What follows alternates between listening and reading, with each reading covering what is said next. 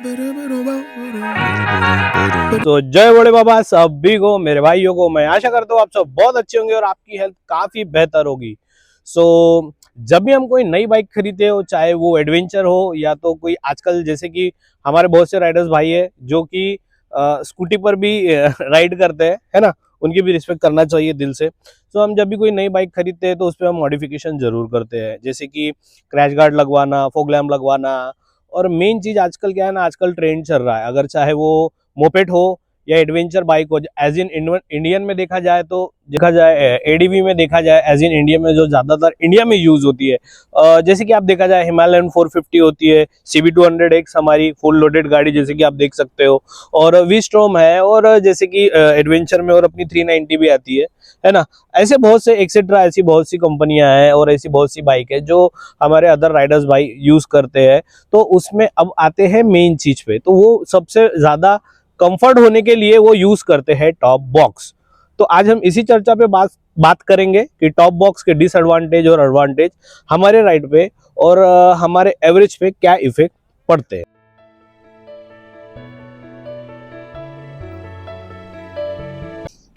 सबसे पहले पॉइंट की बात करते हैं तो हम कर देते हैं हमारे बाइक का वेट इंक्रीज। क्या होता है कि टॉप बॉक्स होता है सबसे पीछे में, तो उससे क्या होता है, हमारा जो गाड़ी का जो बॉडी वेट है वो पीछे ज्यादा इंक्रीज हो जाता है। उससे ये होता है कि सबसे पहला जो हमें प्रॉब्लम बाइकर्स को आता है लॉन्ग राइड पे, वो आता है हैंडल वॉबलिंग का। और हैंडल वॉबलिंग के वजह से आप सभी मेरे जितने भी राइडर्स भाई है और जो राइडर्स नहीं है उन सबको भी पता है कि कितने एक्सीडेंट्स के चांसेस होते हैं।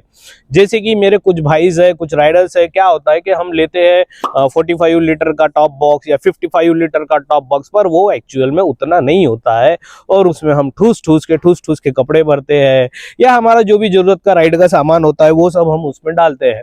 तो कैसा होता है, उसके वजह से मेन चीज क्या होती है कि आता है प्रॉब्लम हैंडल वोबलिंग का। हैंडल वोबलिंग होना यानी कि एक साइड गाड़ी जाना, या फिर गाड़ी ज्यादातर बाइक जो होती है हमारी वो अनबैलेंस होना। और हमारे जो अगर आपके बाइक में डबल ABS भी है तो वो भी बराबर वर्क नहीं करते, क्योंकि क्या होता है, ये जो हमारा टॉप बॉक्स होता है, ये आपको दिख रहा होगा, ये जो मेरा टॉप बॉक्स है वो है 45 लीटर का। ये जो हमारा टॉप बॉक्स होता है ये रोकता है हवा को। और अगर जैसे कि हमारे बाइक में अगर हवा का जो हमारी बाइक्स का जो वुड बॉडी क्वालिटी बनाई जाती है एज इन इंजीनियर से और शोरूम से, वो हर चीज को मध्यम नजर में रख के बनाई जाती है। ज्यादा वेट इंक्रीज करने से आपकी हाई स्पीड पे भी प्रॉब्लम जाता है और आपके हैंडलिंग में बहुत ज्यादा प्रेशर पड़ता है। आते हैं हमारे सेकंड पॉइंट पे। अगर सेकंड पॉइंट की बात करें तो मैं आपको बता दूं कि ऑल्टर सेंटर ऑफ ग्रेविटी।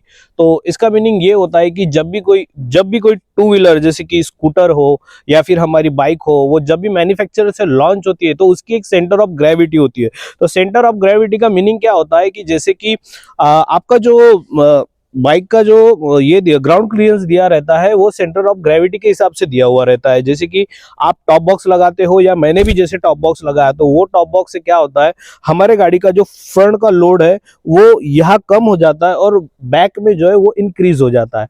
तो इससे जैसे कि आप अगर आपका नाइट का टाइम है तो आपको जैसे गड्ढे नहीं दिख रहे हैं, या दिन का टाइम है जैसे कि गड्ढे आते हैं बड़े, आप वो गड्ढे में, होता है बहुत बार ऐसा राइड में कि हम गड्ढे में गाड़ी डाल देते हैं, है ना, इंटरकॉम में अगर हम कनेक्ट होता रहे तो ये सब प्रॉब्लम हमें फेस करनी पड़ती है। तो क्या होता है ना कि हमारे गाड़ी की ग्रेविटी पे इतना इफेक्ट गिरता है कि हमारे शॉकअप टूटने के भी डर होते हैं। तो मेरी आप लोगों से यही रिक्वेस्ट है कि अगर टॉप बॉक्स में, अगर आप लोग टॉप बॉक्स कैरी करते हो, और करना भी चाहिए, क्योंकि अगर कंफर्ट जोन हमें राइड पे चाहिए तो वो हमें टॉप बॉक्स पे ही मिलता है। एक्चुअली कैसा है, लगेज इतना कैरी करना वो तो भाई राइडर से नहीं होता है, इसलिए ज्यादातर लोग साइडल बैग्स भी लगाते हैं, MG के आते हैं, बाया के आते हैं, ऐसे बहुत से RC रेसिंग के भी आते हैं, आप वो भी यूज कर सकते हैं।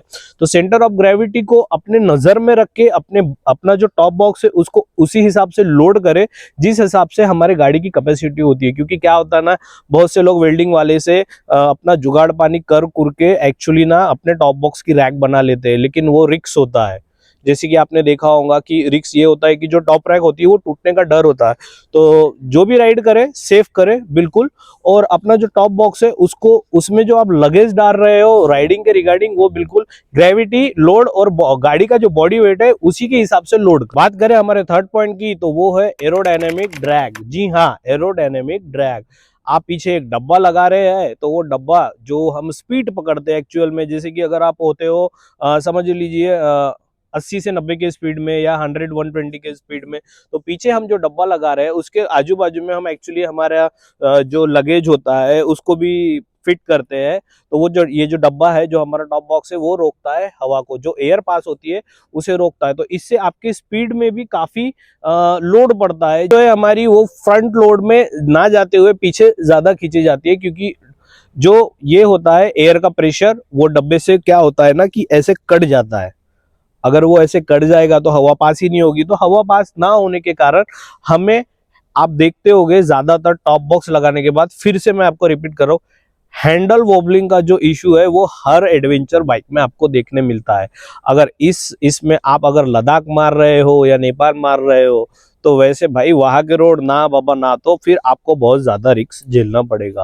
होप कि आप जो भी टॉप बॉक्स ले अपने हिसाब से ले, और उसकी जो कैपेसिटी लीटर है उस लीटर के हिसाब से अपना लगेज कैरी करे, और उसमें जो भी है आपका लैपटॉप वगैरह उस हिसाब से उसमें कैरी करे, ताकि आपको राइड पे प्रॉब्लम ना हो। और होप कि आपको मेरी ये छोटी सी इन्फॉर्मेशन का वीडियो काफी बेहतर लगा होगा। अपने भाई को लाइक करे, शेयर करे और सब्सक्राइब करे। जय भोले बाबा सभी को।